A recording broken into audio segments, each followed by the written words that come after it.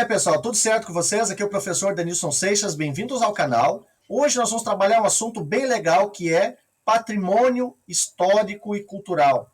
Então falamos de uma memória, de um grupo, de um bairro, de uma cidade. Então é bem importante preservarmos estas memórias para que a gente possa então compreender, às vezes até a nossa própria história, que faz parte, né? Os historiadores sempre dizem, um patrimônio ele não está isolado, ele tem uma ligação com os indivíduos que fazem parte do entorno daquele patrimônio. Então ele só se torna importante, ele só se torna relevante porque existe uma comunidade em torno deste patrimônio.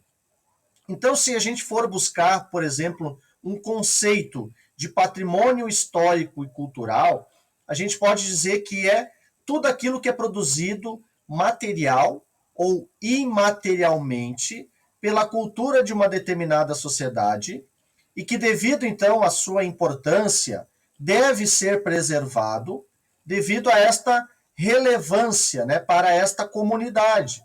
Então, nós temos, por exemplo, o patrimônio histórico material, que pode ser, por exemplo, um quadro, uma obra de arte, uma pintura, um prédio, um monumento. Então, isso é algo tangível, algo palpável, que a gente pode tocar. Isso, então, é o patrimônio material. Agora, existe o patrimônio imaterial, que é algo intangível, que nós não podemos tocar, relacionados então à dança, aos rituais religiosos, aos modos de fazer, à música, a práticas culturais. Então, por exemplo, aqui no Brasil nós temos a capoeira, considerado um patrimônio imaterial, o frevo, outro patrimônio imaterial. Então, quando a gente diz que um elemento ele foi considerado um patrimônio histórico e cultural, dizemos então que este elemento foi tombado. Né? Existe então esse processo de tombamento. E com esse processo de tombamento, então,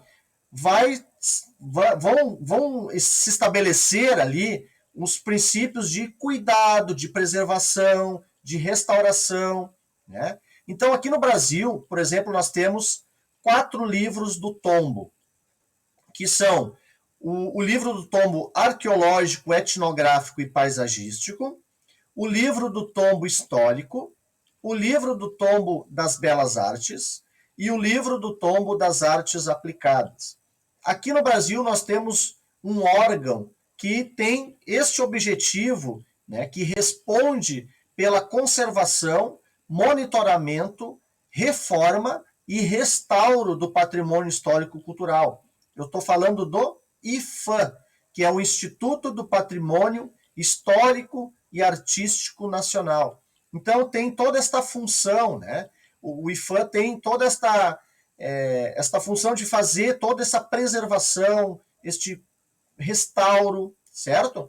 Falando em termos mundiais, a gente pode lembrar da Unesco, que é então a Organização das Nações Unidas para a Educação, Ciência e Cultura, que tem, em termos mundiais, este objetivo, esta missão de fazer a preservação do patrimônio histórico-cultural mundial, então, certo? Então, o patrimônio é bem importante para que a gente possa preservar isso. Né? Então, existe às vezes, uma discussão entre aqueles que querem modernizar um determinado lugar e aqueles que querem preservar uma característica, por exemplo, de uma cidade. Né? Então, uma cidade antiga, por exemplo. Então, existe esta discussão. Devemos derrubar aquela parte antiga para, por exemplo, construir um shopping? Isto vale a pena? É relevante para a cidade? Ou a gente deve preservar o patrimônio histórico e teremos então um valor histórico para a cidade, certo? Então existe muito essa discussão de pessoas que querem modernizar, às vezes, um lugar e acabam descaracterizando a cidade ou o bairro, e isso acaba, então, prejudicando a memória de uma determinada localidade, né, de uma cidade ou de um bairro. Eu visitei uma cidade em Santa Catarina chamada Laguna, que é uma cidade bem interessante, que eu achei que houve ali uma certa harmonia entre o lado antigo e o lado moderno, vamos dizer assim. Então, na parte antiga, tem lá museus, tem casas antigas, o calçamento, tem monumentos. Então, está bem preservado aquela parte antiga que vai, então, contar a história daquela localidade. E em outro lado da cidade, existe o chamado lado moderno, vamos dizer assim, onde já tem casas, prédios, né, móveis, né, imóveis mais modernos, então, certo? Então é bem importante fazer, de repente, fazer essa harmonia entre essas duas coisas. Não deixar de lado a memória, mas também, né, não deixar de lado aí as questões relacionadas à atualidade, né, ao mundo atual. Né? Então, esta harmonização seria bem importante. Né? Outra questão importante sobre o patrimônio histórico e cultural não é algo somente relacionado a prédios ou monumentos ou um quadro, por exemplo.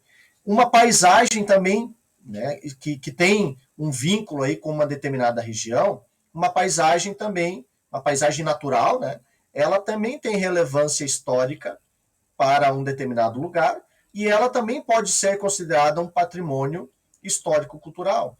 Então, esse conceito de patrimônio histórico e cultural, ele se tornou mais amplo atualmente. Antes era somente relacionado a prédios, algo nesse sentido.